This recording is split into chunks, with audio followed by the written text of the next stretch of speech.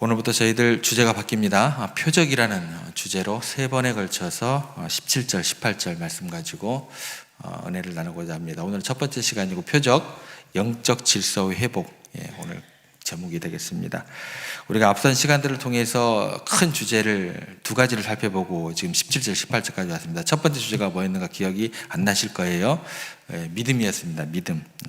우리 영혼 속에 생명의 뿌리를 내리는 게 믿음이라는 큰 주제로 생각을 해봤고 3번에 걸쳐서 생각을 했고, 그 다음에 우리가 이제 마귀의 노예했던 우리가 하나님 나라의 백성으로 소속이 바뀌는 세례라는 주제를 가지고 4번에 걸쳐서 우리가 16절, 17절, 15절부터 이렇게 얘기를 나눴습니다. 세례라는 은혜를 나눴고, 자, 그렇게 되면 이제 어떻게 되냐면 믿음으로 우리의 가운데 생명이 심기어졌고 또 세례를 통해서 하나님의 백성이 되었습니다. 믿음과 세례를 그냥 괜히 주님께서 이렇게 얘기했던 거 아니고 생명을 심겨주셨고, 그 다음에 소속이 바뀌었습니다. 하나님의 백성이 되었다면 이제 남은 거는 뭐예요? 이제 여기에 머물러 계시면 안 돼요. 예배당 문을 박차고 나가셔서 치열한 세상 밖으로 막 이제 뛰어가셔야 돼요. 전진하셔야 돼요. 그리고 세상으로 나아가는 그 순간부터 우리는 누구하고 싸우게 될까요? 다시 우리를 무너뜨리려고 하는 마귀의 세력과 피할 수 없는 엄청난 충돌, 이거를 우리가 보통 영적 전투다라고 이야기를 하게 됩니다. 그런 영적 전투를 벌이게 됩니다. 그리고 오늘 17절 말씀에 이제 거기에 대비해서 하나님께서 우리에게 주시는 것이 있어요. 우리 주님께서 우리에게 주시는 것이 있어요. 야, 너희들 내가 뭐 이렇게 소속 바꿔주고 또 새 생명 심어줬으니까 너희들 그냥 나가, 맨몸으로 나가, 그게 아닙니다. 하늘의 무기를 우리에게 주십니다. 그게 17절 말씀이에요. 믿는 자들에게 이런 표적이 따르리니, 이제 이게 선물이에요. 선물, 표적. 여기 나오는 표적이라는 단어를 대할 때 그런데요, 가장 주의해야 할 것이 있습니다. 뭘까요? 표적. 표적을 절대로 기도 많이 한 사람들에게 주어지는 신비한 마술쇼로 생각하시면 안 돼요. 기도 많이 해서 내가 했다, 선물 하나 줄게, 너 표적 받아라, 이게 아닙니다. 그리고 내 믿음을 남들에게 가시하기 위해 주는 종교적 훈장이 아니에요. 뭐 신유 집회, 뭐 은사 집회, 그 시작부터가 뭔가 이상해요. 그건 이상한 거예요. 표적. 믿음이 생명을 심는 뭐예요? 내면의 사건입니다. 믿음이라는 거는. 그리고 세례가 뭐예요? 우리의 소속을 바꾸는 사건이라면 표적이라는 것은요, 하나님의 백성, 모든 백성이에요. 적진 한복판, 여러분들의 세상, 살아가는 삶의 자리 나아갈 때 하나님께서 입혀주시는 뭐예요? 영적 전투의 무기이자 그걸 보면서 승리의 증거로 삼아라, 내가 너와 함께 있는 것으로 생각을 해라, 그겁니다. 그거. 오늘부터 3시간을 걸쳐가지고 우리 일상 속에서 마귀를 무너뜨리는 이 위대한 승리의 표적들이 어떠한 것인지 하나씩 정확하게 말씀을 근거로 살펴보고자 합니다. 그 첫 번째 시간은 그 제목이 뭐라고요? 영적 질서의 회복이에요. 영적 질서의 회복. 표적, 영적 질서의 회복. 그게 오늘 제목이 되는 겁니다. 예수 믿는 사람들에게 따르는 수많은 표적들이 있습니다. 그 중에서 가장 먼저 주님께서 이것을 말씀을 하십니다. 그게 뭐냐면 곧 그들이 내 이름으로 귀신을 쫓아내며, 이게 가장 먼저 예수님께서 이야기하신 표적의 첫 번째 모습이에요. 여러분, 여러 가지 표적이 있어요. 뭐 병을 고친다라든지 죽은 자가 살아나는. 여러분들이 생각하기에 어떤 것이 더 대단한 것처럼 보여요? 좀 죽은 자가 좀 살아나면 엄청난 거 아니에요? 그죠? 병이 막 고쳐진다라는 게 더 대단한 거 아니에요? 근데 주님께서 하시는 말씀의 그 순서를 보세요. 가장 먼저 등장하는 게 뭐예요? 귀신 쫓아내는 겁니다. 왜 하필 그러면 귀신 쫓아내는 것이 제일 먼저 등장했을까? 이 질문에 대한 답을 여러분들 가지고 있으셔야 돼요. 그것은 뭐냐면 우리가 예수님을 믿고 세례를 받을 때 일어나는 가장 본질적이고 근본적인 변화가 바로 내 영혼의 주인이 바뀌는 사건이기 때문에 그래요. 순서 잘 따라오셔야 됩니다. 믿음, 세례, 표적 가운데 그 다음에 귀신 쫓아내는 거예요. 근데 왜 귀신 쫓아내는 가장 먼저 왔냐? 근본적인 변화, 주인이 바뀐 사건이기 때문이다라는 거 기억하시기 바랍니다. 왜 그러냐면 우리가 예수님을 믿기 전 성경은 우리를 무슨 사람이라고 이야기를 하냐면 공중 권세 잡은 자, 다시 말해서 마귀의 노예였다라고 선언을 하게 돼요. 그런데 우리가 예수님을 믿는 순간 마귀가 새빵살이를 하던 내 영혼의 한복판에 십자가가 꽂히게 된 거예요. 무슨 얘기가 되는 거예요? 주인이 바뀌었다라는 것이 되는 거예요. 영토가 우리 주님의 보혈의 능력으로 탈환되었다라는 이야기가 되는 거예요. 그러니까 최고의 통치자이신 거룩한 성령님께서 내 안에 왕으로 좌정하시게 되었다라는 거예요. 그러면 보이지 않는 영적 세계에서 어떤 일이 벌어지게 될까요? 거룩하신 창조주께서 내 영혼의 안방을 차지하셨으니까 그동안 여러분들의 삶을 막 어지럽히고 막 두렵게 만들었던 불법 거주자들이 있죠. 그게 누구예요? 더러운 귀신들. 그죠? 악한 영들이 더 이상 내 안에 머물 수가 있어요, 없어요? 없게 되는 거예요.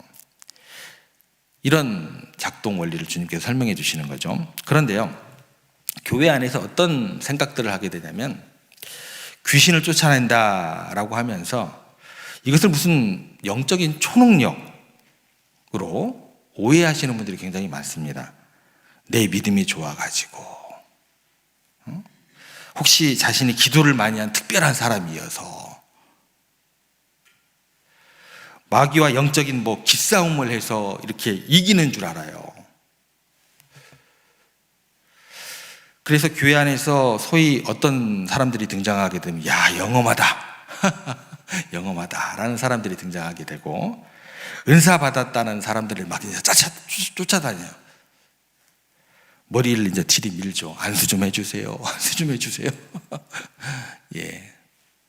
여러분, 이거는 기독교의 탈을 쓴 뭐예요? 한국적인 무속신앙입니다. 예. 우리가 귀신을 쫓아내는 것은요, 우리가 갑자기 신기를 받은 게 아니에요. 능력을 받은 무당이 되는 게 아니에요. 신령한 도사가 되는 게 아닙니다. 귀신이 떠나가는 이유는 딱 하나예요. 성경에서 가르치는 것은 뭘까요?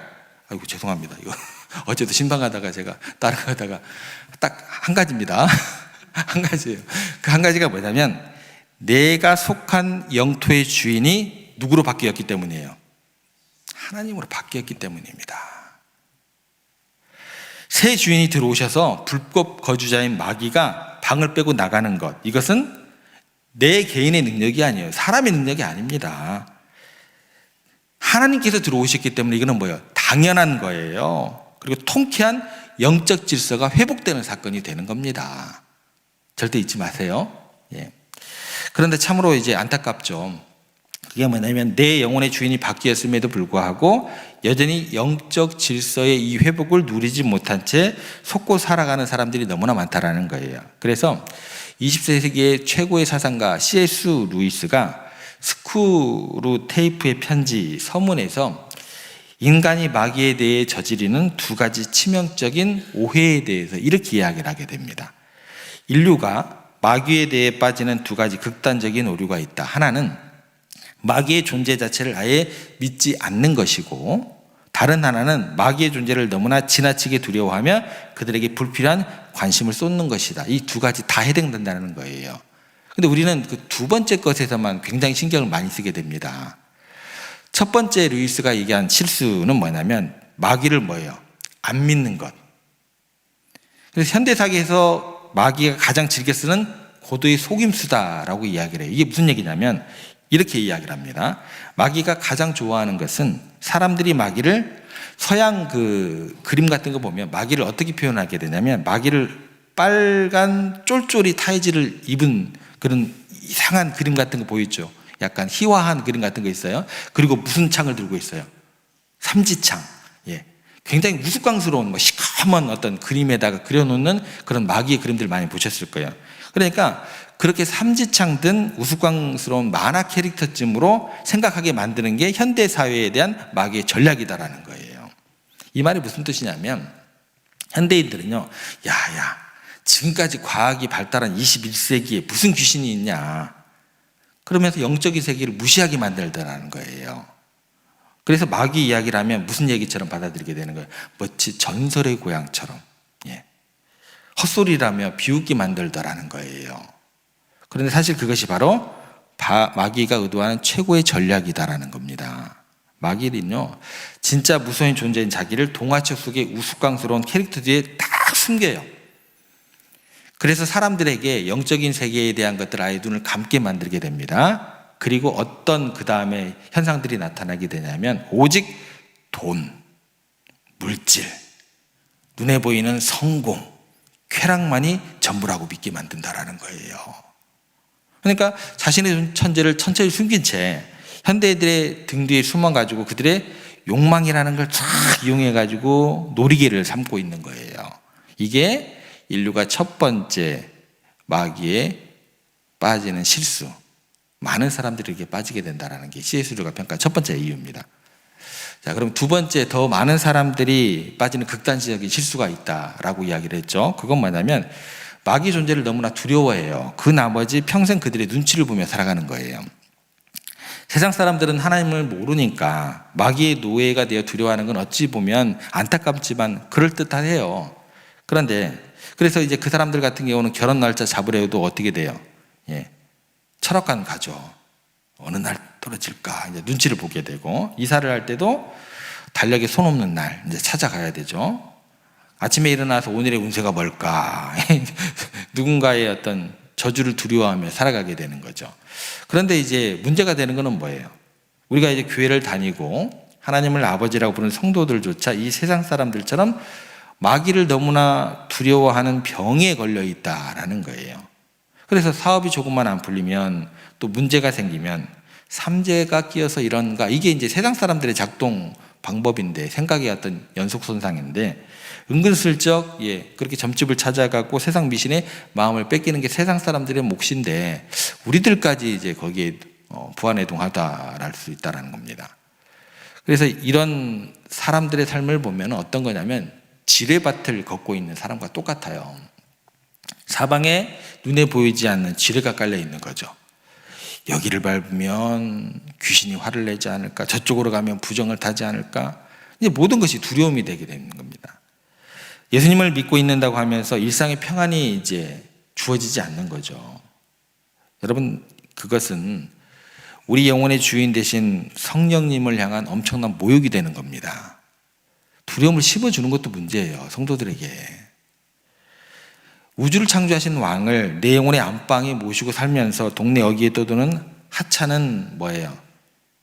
귀신들의 눈치를 보면서 덜덜 떨다는 게, 이게 말이 안 되는 겁니다. 사랑하는 성도 여러분, 예수 그리스도를 믿는 자들에게는요, 길도 없고요, 흉일도 없습니다. 우리는 누구와 동행하고 있어요? 성령님과 동행하는 오늘 하루가 우리 인생의 가장 복된 길이 되는 거예요.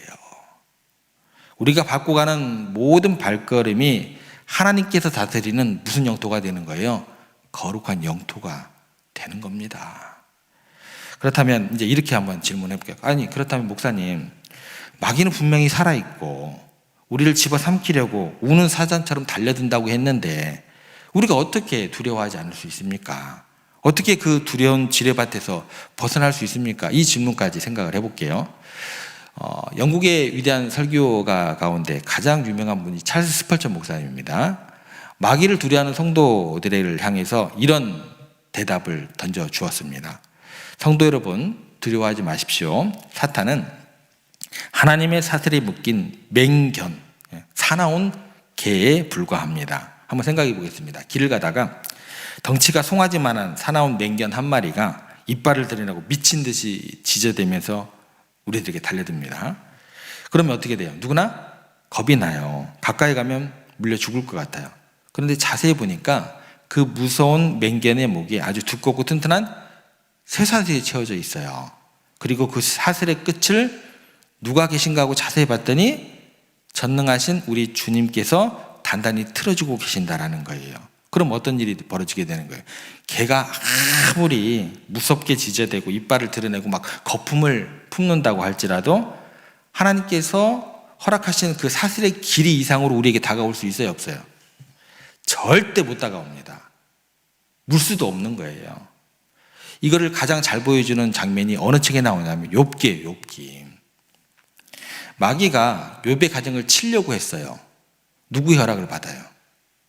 하나님의 허락을 받아야, 그때 그 허락이 받아야 그 침이 이루어졌다라는 거예요. 마귀는요, 하나님의 허락, 그 사슬의 범위죠. 줄의 범위를 단 한 뼘도 넘어설 수 없었다라는 겁니다. 예수님께서 십자가에서 흘리신 보혈이 뭘까? 한번 생각해 보세요. 사탄의 승리를 거두시는 거예요. 정수리에 못을 딱 박으신 거죠. 마귀에게 영원한 줄을 채우신 거예요. 권세를 결박한 거예요. 그런데 십자가의 은혜로 구원받은 우리가 사슬에 묶여서 지저댈 수밖에 없는 그런 그 불쌍한 개를 보면서 겁을 먹고 부정탈까봐 길을 돌아가고 눈치를 본다면 하나님 보시기에 기가 막힐 노릇인 거죠. 그래서 오늘 예수님께서 말씀하십니다. 뭐라고 말씀하시세요? 그들이 내 이름으로 귀신을 쫓아내며, 그래서 우리가 항상 기도할 때 하는 얘기가 있죠. 선포하는 게 있죠. 나사렛 예수 그리스도의 이름으로 명하노니 떠나가라. 예.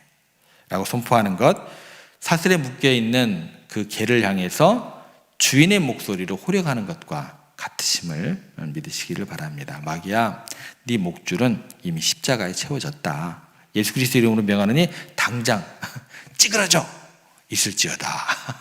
이런 선포가 되는 겁니다. 우리가 이렇게 두려움 없이 믿음으로 꾸짖을 때 사슬에 묶인 마귀가 꼬리를 내리고 도망치게 되어 있습니다. 이것이 하나님의 자녀들이 누리는 영적 질서의 완벽한 회복이 되는 겁니다. 이걸 표적이라고 하는 거예요.